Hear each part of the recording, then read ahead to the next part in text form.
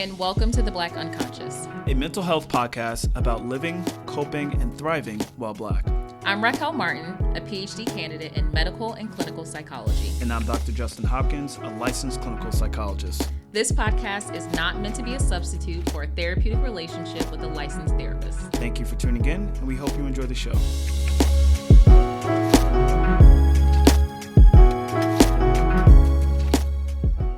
Hey, and welcome to The Black Unconscious. We are your hosts. I am Dr. Justin Hopkins. And I'm Raquel Martin. And today is episode 21, entitled Family Business. So we're going to be talking about the Black family, do a little bit of a history lesson, and more so exploring the relationships between family members within today's Black family. Yeah, so why don't you start off with the historical aspect of it? Sure. So one thing I really wanted to highlight really quickly is this. I wanted to give like a really brief history lesson. And there was this report that was outlined by a guy named Daniel Patrick Moynihan, and it became known as the Moynihan Report. Moynihan was a sociologist and politician and diplomat under Lyndon B. Johnson, and he essentially wrote this government report entitled The Negro Family, The Case for National Action, which later became known as the Moynihan Report. This is a very controversial report, and the whole point of it was basically to say that the federal government severely underestimated how Black families had been damaged, and damaged by, end quote, 3 centuries of sometimes unimaginable mistreatment, by a racist virus in the American bloodstream, and he basically just said that Black families were muted by white oppression. And so the report aimed to highlight a few things. And again, this is back in 1965, and it still has some importance today. He wanted to address rise in dependency on welfare, rise in broken families and unwed relationships, astronomical rates of Black poverty, and at the time, the inability of large portions of the Black community to actually benefit from advances in the civil rights movement.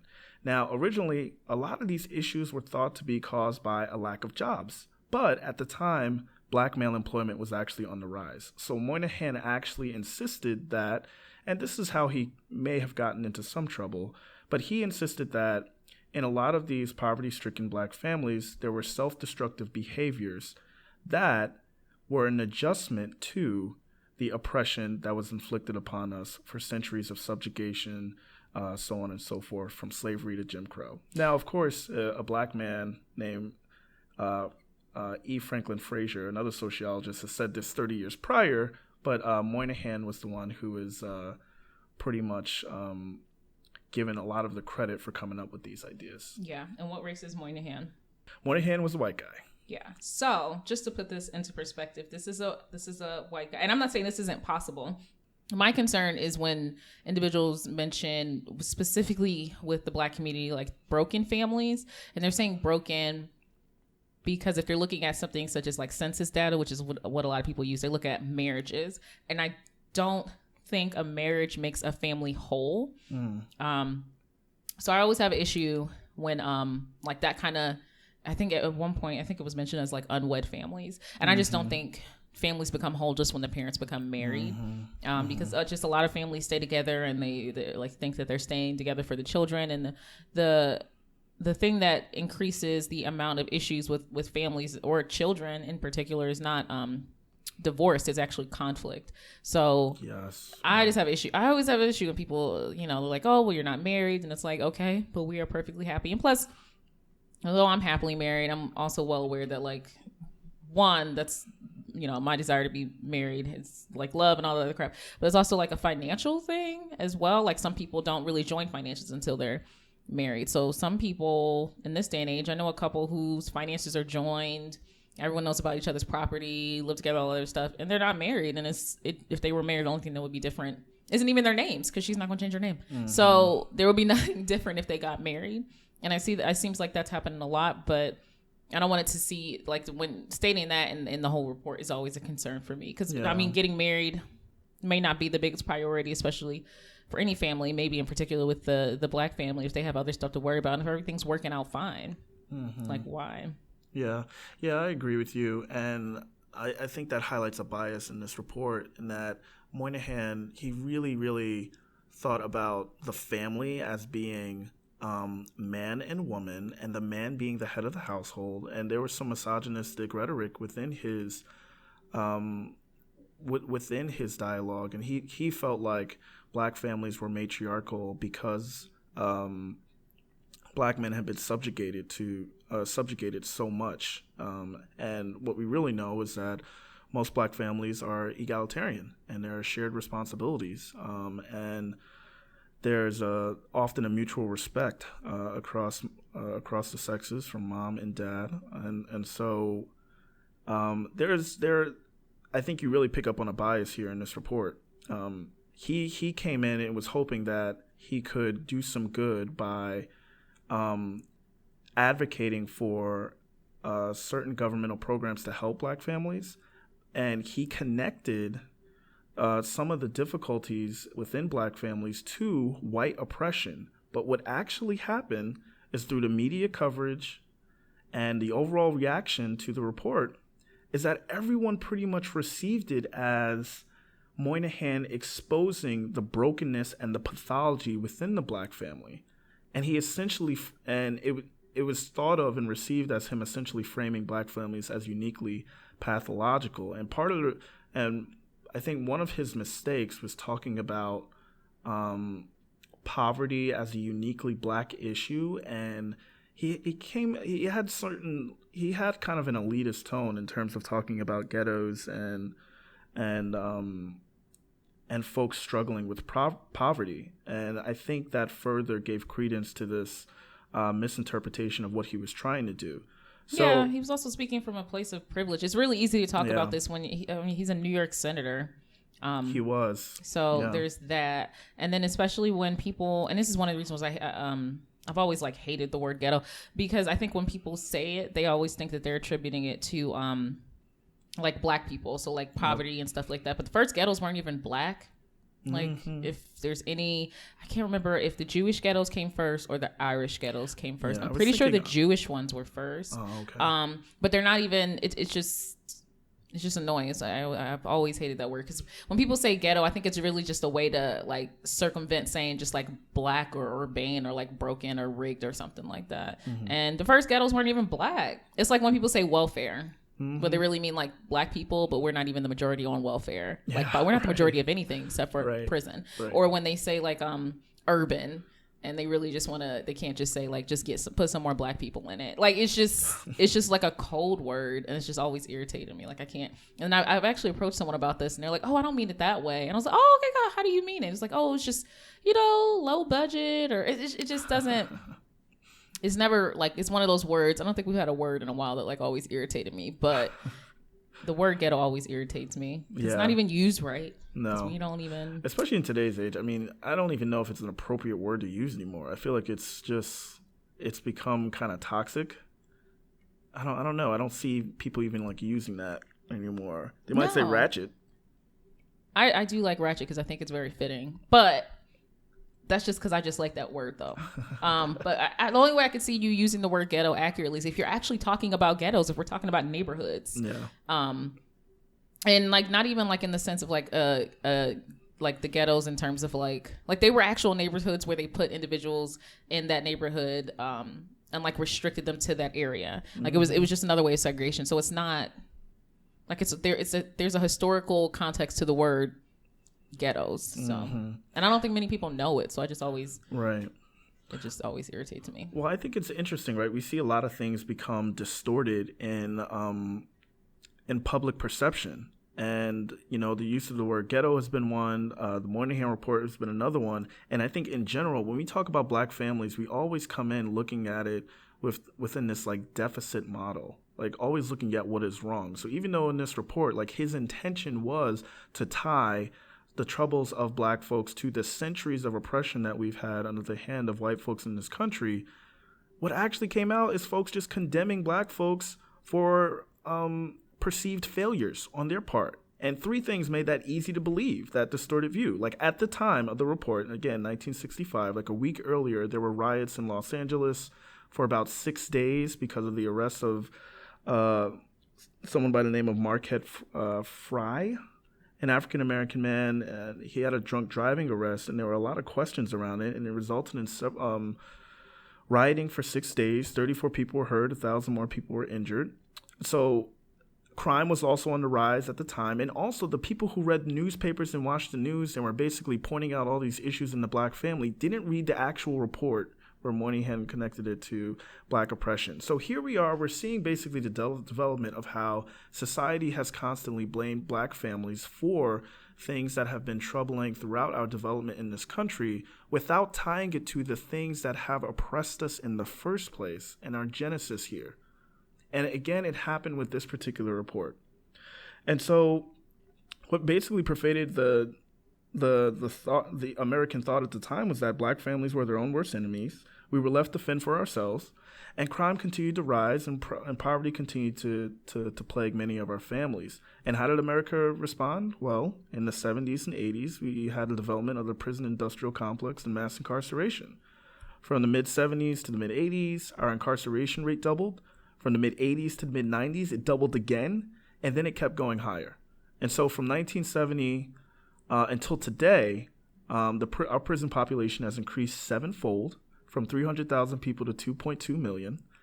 And although the United States accounts for just 5% of the world's inhabitants, and we account for about 25%, this one country accounts for a quarter of all folks that are imprisoned. Yeah, I also, so how would you connect that to like the family aspect of the episode? So, yeah, I wanted to kind of, I wanted to highlight this backdrop to just point out two things. One, the way in which we tend to look at black families from a deficit model and look at the ways in which they are struggling. Two, we can't talk about the black family without talking about the systems of oppression that we've developed within. And then three, to just basically acknowledge, right, that, which kind of relates to two, is that the internal is always going to be shaped by the external, and the psyche of the black family is intimately shaped by these systems and are experienced in this nation.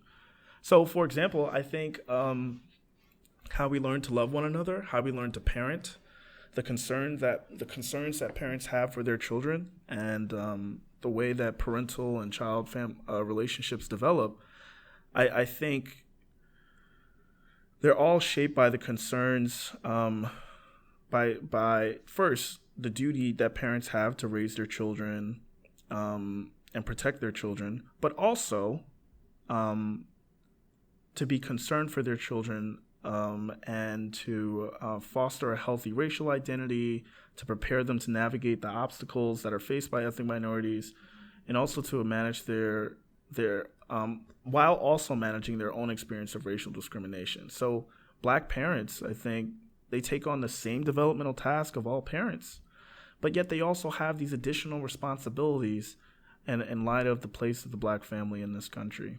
I would say if we are looking at it from a deficit model, and I'm not saying we should, but I'm just saying I think that's actually a mistake that we always do that. And it comes off as like blaming, like suggesting that black families are uniquely inadequate.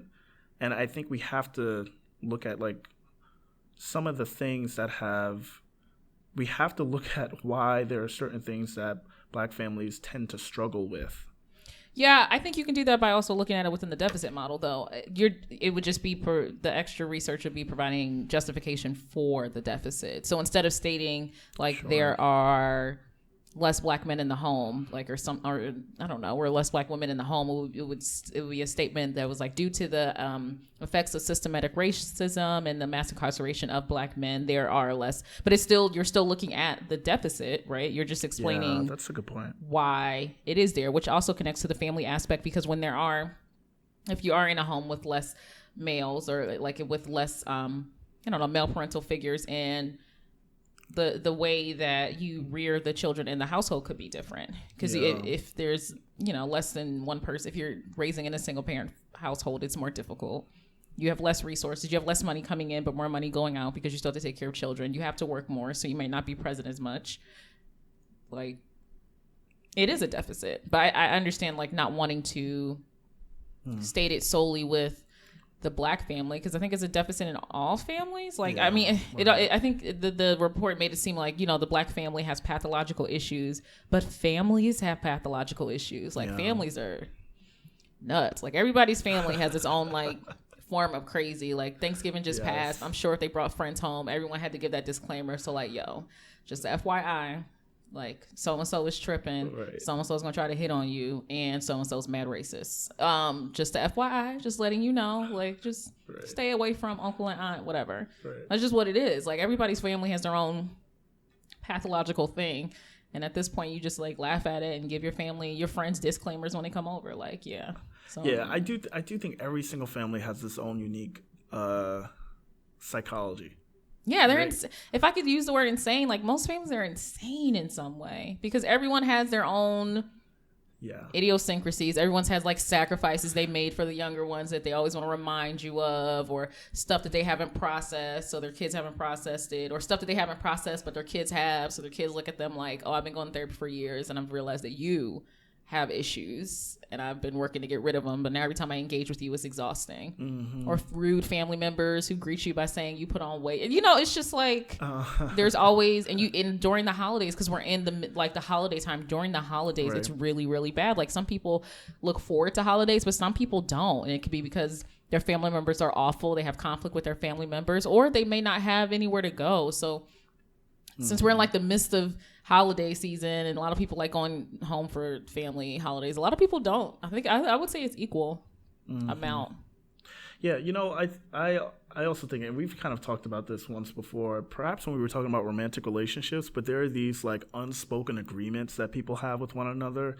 I think those are most potent within families. Like, for some families, every family is different in terms of how they address conflict, how they manage emotions. Is it a place to share? Is it a place to discuss? Is it a place where people can join in with you and talk through certain things? Yeah, or challenge your, like, negative shit without being snapped at, or Right, like, right. I think everybody got, like, those parents or grandparents or something that just comment on something that's just like, oh, it's just, I feel like it comes out a lot lately because there's a lot of stuff on media that I think older generations are not a fan of, like the representation of different types of relationships or genders and stuff like that. And I've noticed that's come up in my house a lot, and it just cracks me up. And, like, with the Thanksgiving parade, did you see the Thanksgiving parade? I didn't this year. Where was the first, non-heterosexual couple, like, making out in the front? Mm-hmm. Like, that was a big thing. Within your family, for your no, family? like, it was on the parade. Like the huge Macy's Thanksgiving parade. Yeah, there was a couple that made out. It wasn't a straight couple, and it was in the parade.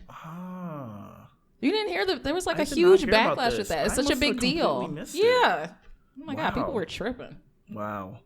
It's crazy. Yeah. I was excited. I thought it was awesome. Love is love. You do what you want, but Agreed. a lot of people were not. Yeah. There was, like, a whole backlash about it. Well, speaking of that, like, I think if you are a part of the LGBTQ community, family stuff can be really tricky for you because not everyone is woke, accepting, and endorsing of this idea that love is love. And I think for many people, they end up, some folks with part of that community have to end up choosing between living a life that feels satisfying to them and being themselves, who they were born to be, and having a family in their lives. And I think if you couple that with race, it becomes even more complicated. Yeah, and and we can get back to the family thing, but this is something that pisses me off about Black families and being against, like, non-heterosexual relationship. It's civil rights. And as a people, we kind of had some issues with being, I don't know, attacked because of our race or, because of how we were born. So don't you think it's, like, complete bullshit to hate or, like, dislike or be against a group of people for how they were born? Like, don't you think it's a little hypocritical? Like, don't we struggle with this every day? Like, I understand. I think it's an issue, period. I think the biggest issue is that there's this whole thing. I don't know how I got on this tangent. There's this whole thing that I think the problem is people don't believe that you're born that way. Because if you feel like you're born that way, then, like, then it's not a big issue, right? Like, I heard someone They had a conversation and they were like, oh, well, you know, I don't think you need to make that choice. And I was like, yeah, right. You're right. When did you choose to be straight, though? Because since they chose to be gay, when did you choose to be straight? Like, were you 20? Exactly. Were you like in a, you know, making out with a guy and you were like, this wasn't for me? Like, when did you choose to be straight? And it's like, it's not the same, but it is. So the biggest issue is that people don't think you're born that way. But with Black people, it just really pisses me off because we have been through so much shit and are still going through this shit just because of the way we're born, just because of our race. And then you're just not for an entire community of people. That's it. That's just like my biggest issue. It's like, it's civil rights. And as like Black people, like, we need to be for everybody's civil rights. That's just, it's always pissed me off. Like when people are like that, period. But when it's a Black person, I'm like, really, sir? Like, this is what you're gonna do, Kareem? Like, this is how we're gonna be? Like, is that appropriate? Like, I think there's especially a lot of homophobia within Black men. And I'm like, what the? Particularly, you know, I think there's well, we've talked about like the confines of masculinity just being so rigid, and then even doubly rigid for Black men, and I think homophobia is a part of that. And and this is okay. So like, I get it's the masculinity thing, but wouldn't being with another man make you like doubly masculine? Like, is that not a thing? Like it's like two men. It's like a doubly masculine relationship. It's like testosterone everywhere. Yeah. I don't know. It's just always like, it just, whenever it's certain shit that I cannot do. I cannot deal with racist shit, of course. And I cannot deal with like homophobia. It pisses me off to no freaking end because I'm like, well, explain your side just so I can know what points to tear down with your stupidity. I just can't do it. I think the point that you made, my goodness, like that is the crux of it. Like, if people can't answer that question, like, when did you choose? When did you choose to be straight? Like, when? When did that happen? I certainly didn't choose. Like, I don't. I personally think sexuality is fluid, so that's just me. Right. And then Let's Talk Bruh, in the Let's Talk Bruh podcast, they did a whole thing on like the Kinsey scale and stuff like that. You should really look that up. That was a really good episode. But like, as are most of their episodes. But like it just really pisses me off. Yeah.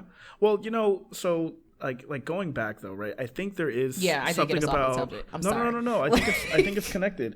I think like Black families, there tends to be like a more rigid power structure, shall we say. There's a hierarchy, right? You got to respect your elders, to put it plainly, right? They're more Black families. There's something called authoritative versus authoritarian. And I don't want to get too far into the details of that, but I think you could do a sentence on each. Okay. What's important? Sentence. Okay. There's authoritative, which is equal parts warm and discipline oriented. They do not spare the discipline, but they are also warm and caring. Yeah, so they don't spare the love either. Right. It's like, you know, I'm not going to pop you for no reason, but I'm also not going to like, you know, harp on it for the rest of the day. You did what you did. You got punished. Let's get some ice cream. Chill out. And then there's authoritarian, which is traditionally is high levels of discipline and very low levels of warmth. Now, there's research to show that authoritative is the best parenting method, but that research is actually a little bit mixed, a little more complicated when it comes to African American youth. Although there's those parenting styles don't actually necessarily fit most African American parents. What we actually find is that African American parents they're more discipline oriented and more authoritarian in their discipline, more harsh and rigid discipline, but there's still adequate levels of warmth, which is kind of a hybrid. Go ahead. Where does it stem from? Slavery. Yes. Like, so it's just like, it's like, okay, maybe you can let it go with like your child, like saying something slick. Like maybe you can let that go and I'm not going to feel like they need to get every single ounce of understanding from that. Right. But with my child talking slick can end in murder.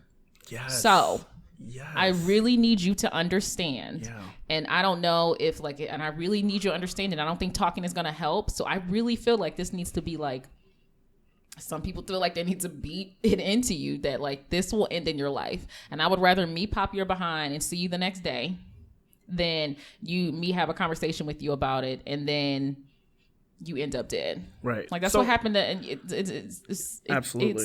And it didn't stop there. It didn't stop with just slavery. I mean, with every system of oppression that has evolved, so there's slavery. I mean, can you imagine what it was like to be a free slave like a few years after or a decade after? Or just a free person. Yeah. I mean, like a free slave. Right. Well, a free person, right. Or a former slave, rather.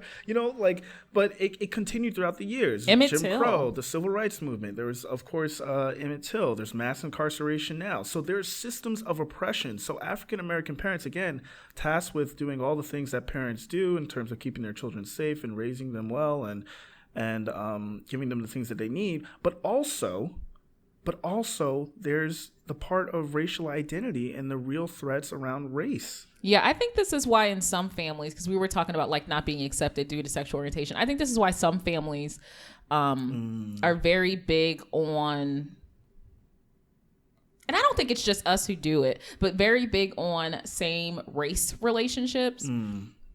Because we're not the only ones who do it. Because I have heard really specific conversations with individuals who were, I think one person was Pakistani who was concerned about bringing a white girl home, and then the other one was she Japanese, about it's just we're not the only race who's stay within your race. But I think with us, the fear comes specifically when it comes to white people with the fact that within, there have been multiple instances where if a black man, and I think it's more so with our men though, when the black man is involved with the white woman, it can end in something really bad.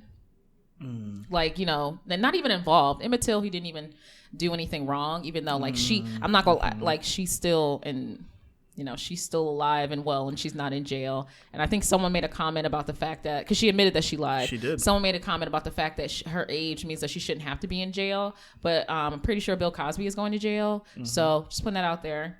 Very tangential today. But then also, what was the thing? It was Malcolm X at one point. I want to make sure I'm not remembering the biography wrong. But he had an issue. He had an issue with something when he went to jail. Well, he was involved with in a lot of mixed race relationships, but yes. I think the one thing was what was it? I don't want to get that wrong, but it was a mixed race relationship. But I think it's always a fear that when he was Detroit Red, that was his. Yeah. Oh God, I can't even. It's so weird reading that part of the book just because it's the antithesis of the Malcolm X that I grew up just knowing before I read the book. Mm-hmm. So I didn't know how he became that man, but I knew the man, what it represented and stuff like that. So to read that part of the book, I was like, ooh, this is weird. Just kind of it wasn't expected. But I think there's just a fear that it's just going to get you into more trouble. And I don't think we're the only race that does it. I think a lot of minorities do it because there is a bad history of getting involved with individuals outside of our race, period. And I think all minorities have that history. So I think there's also a concern with that, with interracial relationships. Well, right. And not saying it's accurate, but I think it's based out of fear. Well, back in the day, a real easy way to get a black man killed is to just say that he made a white woman uncomfortable. Exactly. Or assaulted her or raped her. And looked at her, whistled at her. Yeah. Our entire social cultural norms are very much centered around making sure that white women feel comfortable, and black men who are thought of as these aggressive, hypersexualized. I don't know where that one came from. Right. That's just, if anything, we're the men. Easy to pick threat to that of the white woman and this very misogynistic image of the damsel in distress. And so I do think there's something there. And it's based on, it's there's always a fear. I feel like most things that happen with our community are based off of fear, and not fear off of stuff that hasn't happened, fear off of stuff that we have seen happen. Yeah. So that's why with minorities, most of the time we're not involved in biomedical research because we have seen Henrietta Lacks where she wasn't even trying to be in the research, or the Tuskegee experiment. We have seen that, or the fact that concern about interracial relationships. We have seen people be killed, not even for being in the relationship, just making someone uncomfortable. So it's it's understandable how individuals, like, you can have concern, you could just be like, this is a different generation, love is love and stuff like that, but you also need to understand where your elders are coming from with the fear. Like, our time is like, it's a great generation to a certain extent, but the fear is real because they saw it.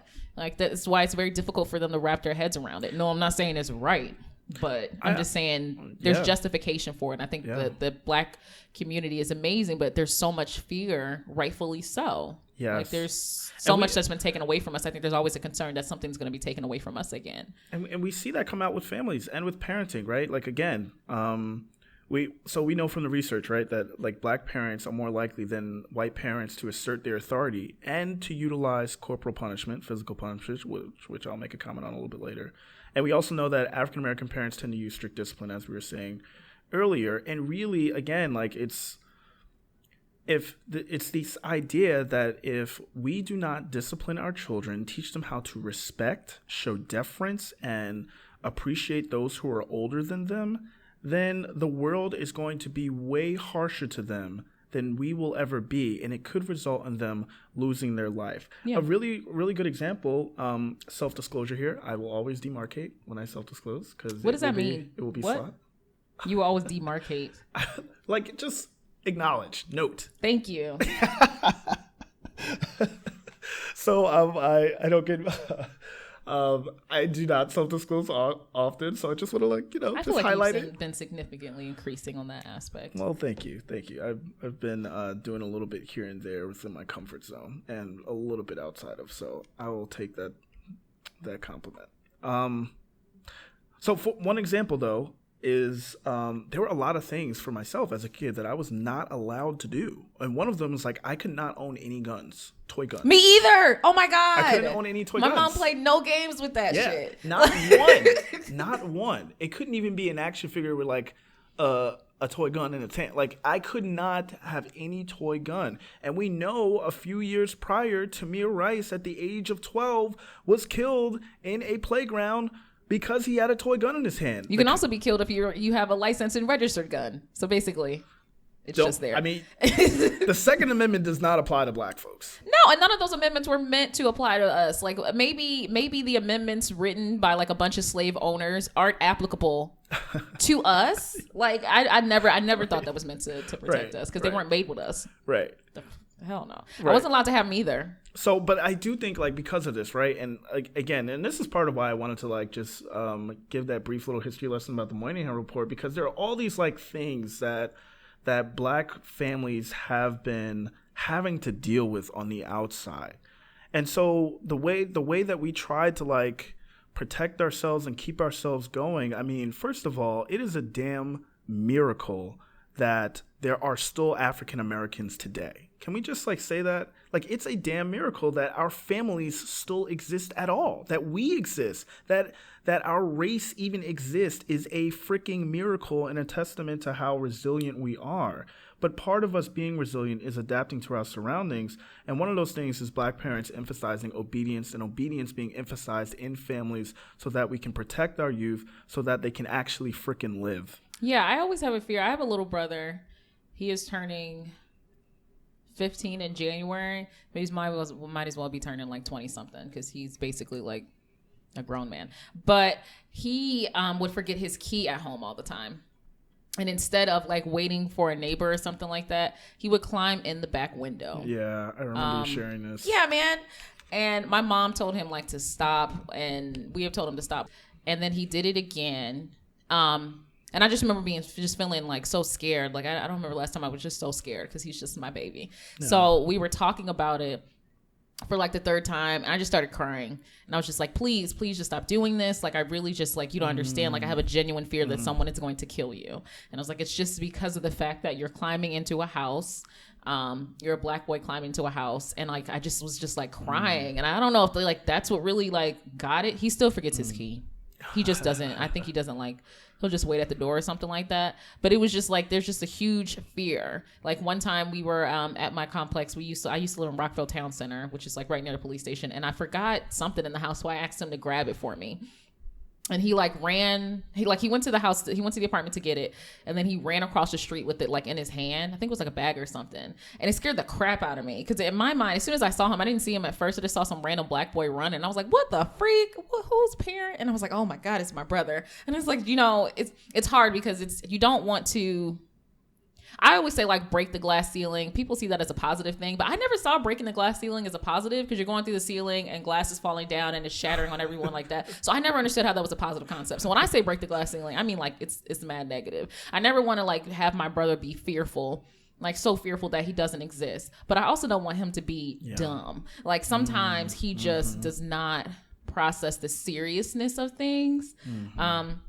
Because I feel like he's like a carefree black boy. Like I think he's actually like the epitome of that. He's my mom, it makes significantly more than she did when we were younger. So like he's living the dream. He also gets to play with toy guns. And I remind her all the time that this was not something we were allowed to do.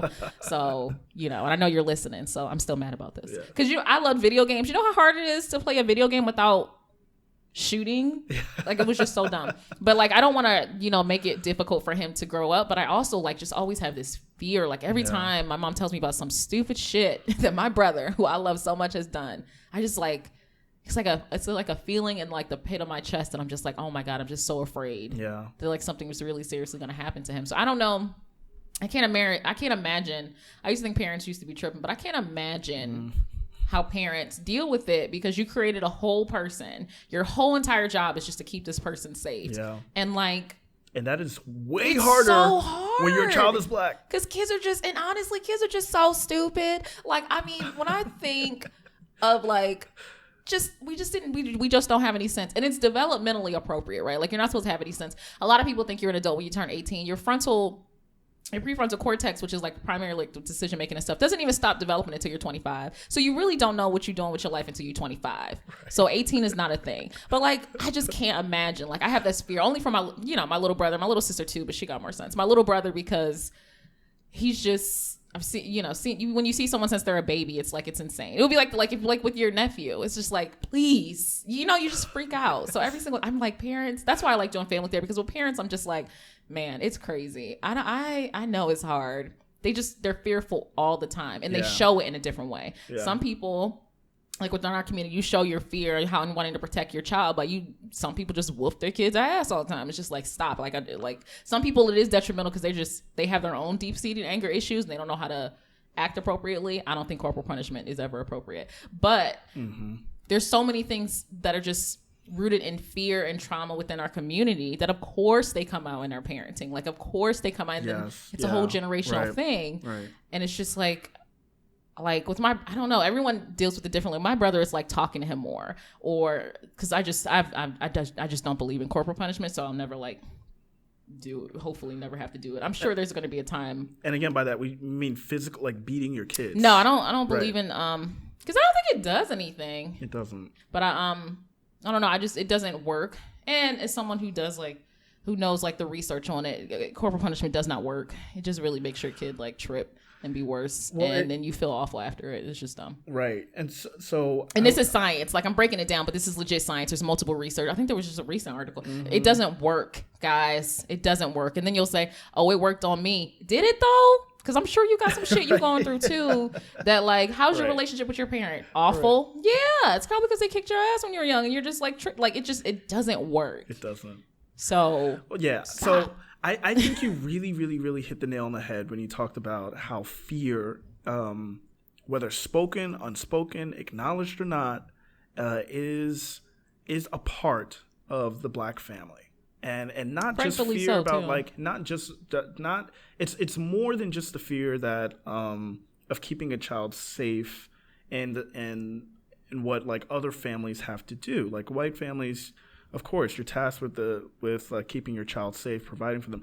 But then in Black families, it's so much more challenging because of what race does to us and how our Black youth are often killed for doing really mundane things, or suspended from school, or kicked out of school, or incarcerated. I mean, so many different. The world would treat us so much harsher, and so our families are in this conflict where they don't want us to live by fear, but they also don't want us to be stupid or ignorant of what it's like to walk through this world while Black. And so I think a lot of families, a lot of parents end up demanding obedience. There's this emphasis on obeying. You have to obey and do the thing that I am telling you to do. As a child, you must sit still. You must not make noise. You must not do anything that an adult wouldn't do in the same situation. And that is damn hard. And it's also not developmentally appropriate because as a child, what is there to do but to be energetic, move around, and make noise? Yeah, and be like a plump fool. You're allowed to do it when you're a kid. Like, so, that's the time. Just be like, yeah. So some parents, with their fear, I think do resort to physical punishment. And so, again, like Raquel, like you were saying, like we know. Like, I want to highlight the conflict that Black families are in and why we end up resorting to punishment, that kind of punishment, because we do know that the world and the systems out there will treat our kids way harsh than we ever will. And we know that we want them to be respectful and mindful of their surroundings. And our children can't afford to make the kind of mistakes that white kids can. But at the same time, that physical punishment, it leads to so many terrible health outcomes. It leads to terrible relationships with your children down the line. It can anyway. And it also leads to difficulties with children, I think, understanding their own autonomy and decision-making abilities. So the research that shows that strict discipline actually does increase autonomy for African-American children. That does not include physical punishment, though. When you look at physical punishment, there are all negative health outcomes related to that. But just strict discipline and accountability, those kind of things, and authority that are emphasized within African-American communities, oftentimes those same things have negative outcomes for white children, but increased autonomy for African-American children. And that's a notable difference. One thing I did want us to discuss, Raquel, is just to kind of like pose this question. I mean, so we've kind of talked about like why obedience and discipline is a big thing and deference and respect is a big thing within Black families. But I think one of the things that can come out in relationships as children get older and parents as well is that you grow up in a very like there's this like hierarchy of this very like rigid like hierarchy of like who gets to have a say, whose words really matter, and whose thoughts and feelings are worth even being expressed or heard. And because again, like families, Black families in particular, having to deal with their children facing very unfair systems, disciplining their children in very strict ways typically, and that creates a certain power dynamic. And I think it's very hard to like switch back once you even when you're an adult and you want to be and you want to either have a say or be respected. You know, it's because it's so rigid, right? Yeah, and so I think it's really hard. I think that does create a conflict for some people. For example, if they go home and their aunt says you've gained weight, and you automatically feel insulted, and you go in, and then you start to feel inadequate, and then feelings of sadness or depression start to get activated, and that conflict in that moment can be, do I say something or do I not? Do I protect my feelings or do I be a good niece? And seemingly those two things are opposed, right? Yeah, like, unless you have a fun family that insults each other, where like you'd be like, oh, I see you've lost weight. Where's your husband? Oh, okay.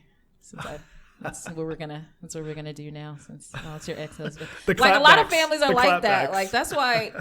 Listen, this is why I am the way that I am, because it's like we insult each other for fun. It's why I'm so quick-witted and quick with it, because like this is nothing. Like that was a terrible insult. Let me tell you a better one. A better one is, because it's just how we all are. Mm-hmm. Yeah. Which I think from the outside looking in, some families would see that as like, oh my God, this is how they talk to each other. Yeah. Like, I think whenever we have a family event, Brandon does that. Like, oh my God, is that how you talk to your dad? Like, I think my dad said one time when I was smaller, like, man, you must be on that crack. You look like a crackhead. You losing weight. And I was like, it looked like you found it because you look like you like 7 months pregnant. That was the first thing we said. after not seeing him for months. He called me a crackhead. I told him he was 8 months pregnant. And that's life. That's love. You know? In your family. In my family. And we show love in normal ways too, but it's just funny. Like, it's really funny to me to see like who can come up with the worst line. Like, it's just like you got to be like, damn, that was a good one. That was a good one. I can't lie, that was good. Like, I think families are like a fingerprint, right? They're just really unique. Families and mental health are a fingerprint, and they're all pathological. And also, that should be a quote. That should be a shirt. And also adaptive.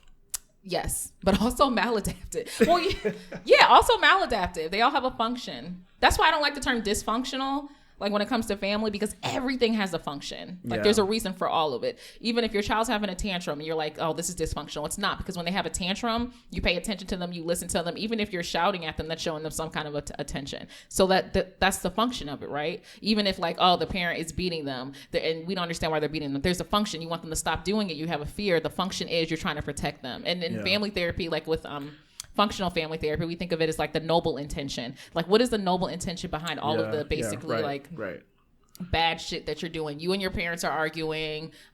You don't feel like they're understanding you, so you skip all the rules and stuff like that. You don't feel understood. So your noble intention is that you want some aspect of autonomy. You keep punishing your child ridiculous amount. You think it's ridiculous, and the child is like, this is just too much. I shouldn't be punished for like 5 months based off of this. But the parent is trying to protect you. So their noble intention is safety and protection. Mm-hmm. You just have to get to the root of it. Like in family therapy, that's like the biggest thing, is trying to find the noble intention, and that's when therapy starts. Yeah. Like finding the root of like, why are you doing this? I like that a lot, because the outcome may be different. Yeah. Right? The outcome may be different, but the intention is often, if you're in a relationship where there is love, the intention oftentimes can be noble, just like you said, and it could be right, like parents who beat their kids so that they don't get in trouble elsewhere, right?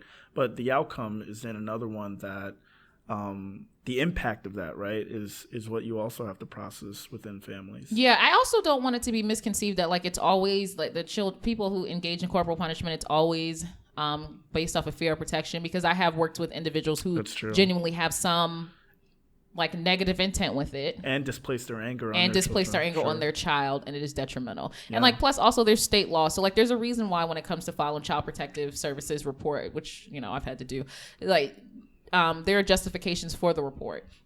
So you're allowed to like pop your child and stuff like that, and to a certain extent you're allowed to spank your child. You're not allowed to use it, and it depends on different states. You're not allowed to use an item. It also depends on the extent of the beating. It also depends on like if you left bruises and stuff like that. Like there isn't, a lot of people say like no one's going to tell me not to hit my child. There's actually no law that says you can't hit your child. You can't beat your child with a belt until like their skin comes up. You can't do that. You can't hit your child every 5 seconds. You can't do that. But that's not what the law says. As someone who has had to file multiple reports on families, it's like it's as soon as that's not the law. The law doesn't say you can't pop your child. The law says you can't beat your child within an inch of your life. You're also not supposed to use an item. And the reason why you're not supposed to use an item is how do you can't even feel the damage that you're doing to your child when you do that. Like when people who used to like pop their kid on the butt, it stings you too, right? You're hitting somebody with a belt. You don't feel that. Mm-hmm. Like you don't notice it. So just no one is telling you, like working with families also I get these conversations like, you're not gonna, I don't want to be told that I'm not allowed to beat my child. And I'm like, I'm not, listen, like I just feel like there's a better way. There is a better way. However, if you do like keep beating your child to the point like to no end, I am going to report you. I've had to report families, and every time I reported them, I let them know. Like that, I don't. Yeah. It's not some clinics require you to let them know. Some clinics don't, but I always do. Yeah. I'm like, yep, I filed a report. This is my concern is always the safety of the child. And if people don't just automatically take your child anyway, because there's nowhere to put them. Okay, like there's nowhere to put the child. So like if anything, you might get like a parenting class, or they may just drop it if there's no justification. Right. But I hate when individuals should see it as like, where someone's trying to take your child away. The only way that children get taken away if there's like a legit justification for it. Because in all actuality, Child Protective Services, the system, there's nowhere to put these children. Yeah. So they're really not amped to take them. Yeah. Because there's nowhere to put them. I think most families, right, where there is love, try to do the best that they can with what they have, and where I guess the caveat should be when there are loving relationships and when there isn't intentional abuse. and like clear signs of neglect or disorganization. Like our parents like try to do the best that they can with what they have, right? Now us in this particular generation, like we have more resources and we have more knowledge based on research, right? And we're also more open-minded. That's probably how we got the knowledge. Like some people were just limited. That's very true. They try to do the best of what they have. They just didn't have much. Yes. And so what we have now is research that also shows us that beating your children does have a terrible, terrible impact on their development. I think we do have to wrap up. We're going to do a part 2 of this because there's so much more to talk about the Black family. We did a little bit of a historical context and talked about how the relationships and parenting and discipline are impacted today. We want to get more into the relationship parts and like parents relating to their children, children relating to their parents, extended family, all that good stuff. But yeah, and especially I want to talk about how it changes when you get older. Yeah. Like how does that change when you're like an adult? Yeah. And you're still getting talked to like a child. And I think how you are parented does determine how you then form those relationships. And parent. Oh, we're going to talk about genograms, which is basically we'll talk about it next time. It's a diagram of your family. Yes, but it's not just like diagram of your family. I also include like how you look at, say we're looking at the parent when they were a teenager and they're starting to have disobedience. And then we look at the child who's currently a teenager and sure starting to have disobedience. And I'm like, look at how that connected. Yeah. So it's also like, it's not just the family chart, but it's also like the patterns and how they manifest and how they've manifested in your parents and how you're thinking of how your child is manifesting a certain thing, but it's also similar to how you were. Intergenerationally. Yes. Yeah, and I mean, I think it's mind-blowing when you actually look at those things and see the patterns. Yeah, it's always good to draw it out. But for now, we will bid you all adieu. Thank you all so much for tuning in. Hit us up and on Instagram, Facebook, Twitter. You can find us anywhere you can find a podcast: Spotify, iTunes, iHeartRadio, Stitcher, TuneIn, Overcast. Anywhere you can find a podcast, we will be there. Thank you, guys. We'll see you in a week. Peace.